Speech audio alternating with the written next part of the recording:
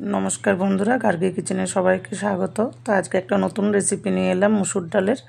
तो मसुर डालगुलोके आमि भिजिए रेखेछिलाम घंटा दुएक मतो। तो डालगुलो देखो आधखाना फेटे फेटे गेछे। तो डालगुलो भालो करे धुए निये ओर संगे किछु काँचा लंका और एकटु आदा कुचिए नियेछि, दिये सेटाके मिक्सिते जास्ट बेटे निलाम।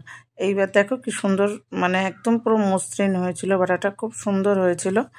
तो सेटाके आमि भालो करे आगे मिक्सि थेके बाटीते निये निচ্ছি পরিষ্কার করে। আর এতে কিন্তু যতটা পারবে জল কম দেবে, ঠিক আছে। আর এদিকে একটু মশলা বেটে নিচ্ছি, তাতে একটু আদা দিয়েছি আর একটা গোটা টমেটো দিয়েছি আর একটা হাফ টমেটো দিয়েছি আর কিছু কাঁচা লঙ্কা দিয়েছি, পাকার কাঁচা দুটো মিলিয়ে কাঁচা লঙ্কাটা দিয়েছি আর একটা ছোট্ট পেঁয়াজ দিয়েছি, যেহেতু মুসুর ডাল তার জন্য।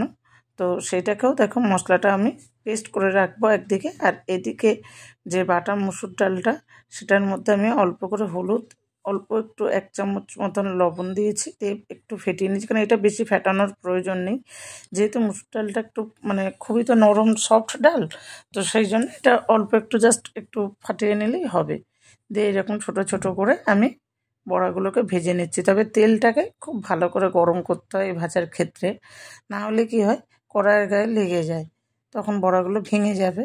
তো সেই জন্য তেলটাকে ভালো করে গরম করে নেবে, করে নিয়ে আমি ছোট ছোট করে বড়া করেছি, কারণ বেশি বড় করলে কি হবে যখন ঝোলটা বড়ার ভেতর ঢুকবে না, বড়াগুলো আরও বড় হয়ে যাবে, খেতেও বাজে লাগবে, যার জন্য বড়াগুলোকে একটু ছোট ছোট করে ভেজে নিয়েছি।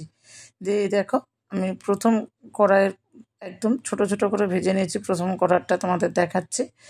ভালো করে একসঙ্গে কিছুটা বড়া করে নিয়ে তেলে এই দেখো উল্টে পাল্টে ভালো করে মোটামুটি একটুখানি সময় ধরে ভাজতে হবে, ঠিক আছে। একটু লালচে লালচে হবে, এই দেখো গায়ে গায়ে দেখেছো একটু লালচে লালচে হয়ে এসছে, হলে তুলে নেব।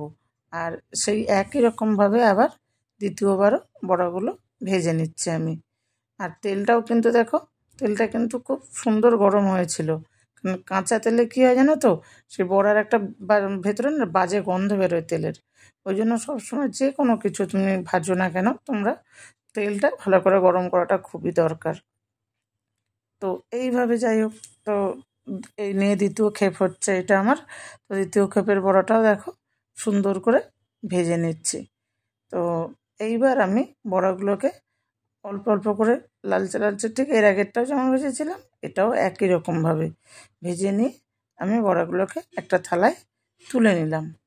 এবার আমি তেলটার মধ্যে দেব সাদা জিরে, আর তোমার একটা তেজপাতা দিয়েছি, আর কিছু না। আর কাঁচা লঙ্কাটা দিইনি কেন, কারণ আজকে একটুখানি মানে আমার ভাইয়ের বউ আর কি, ও একটু ঝালটা কম দিতে বলছিল, ঠিক আছে, ও ঝাল কম খেতে পারছে এখন, তো সেই জন্য। দিয়ে তারপরে দেখো মশলাটা দিয়ে দিলাম, তার সঙ্গে তো কাঁচা লঙ্কা দেওয়াই ছিল, তো সেই জন্য মশলাটা দিয়ে নিয়ে এবার ওর মধ্যে আমি, যেহেতু এটা কাঁচা মশলা এটা এখন ভাজতে একটু সময় লাগবে, তো ওই জন্য এর মধ্যে আমি হলুদ দিয়ে দিলাম 1.5 চামচ মতো। আর আমার ঘরে যে ভাজা মশলা থাকে তোমরা তো জানোই, যারা আমার ভিডিও দেখো তারা জানো যে এটা আমার ঘরে আমার রেডি করাই থাকে, যার জন্য আমাকে আলাদা করে ধনে জিরে এই গুঁড়োগুলো আমাকে দিতে হয় না।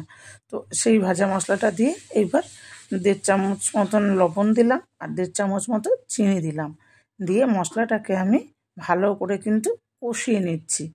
এই দেখো মশলাটা কষানো হয়ে গেছে, এবার আমি বড়াগুলোকে ওর মধ্যে দিয়ে দিলাম, দিয়ে ভালো করে মশলার সঙ্গে সুন্দর করে সময় একটু ধরে কষিয়ে নিতে হবে, কারণ মশলাগুলো যেন মানে যে কষা মশলাটা আর কি, এই দেখো ভালোভাবে বড়ার সঙ্গে একদম গায়ে লেগে গেছে, নাহলে তো বড়ার ভেতরে ঢুকবে না মশলাটা, খেতেও ভালো লাগবে না।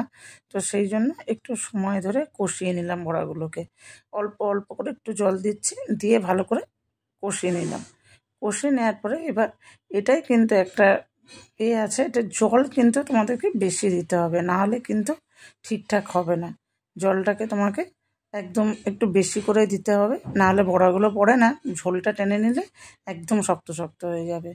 তো তোমরা একবার এইরকম রেসিপিটা না অবশ্যই একটু বাড়িতে করে দেখো, দেখবে আশা করি ভালো লাগবে। আর নামানোর আগে না অবশ্যই ঘি দেবে আর গরম মশলা দেবে, ঘিটা একটু বেশি করে দেবে।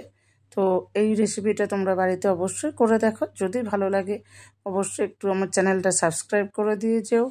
আর কে কোথা থেকে দেখছো অবশ্যই একটু কমেন্ট করে জানিও।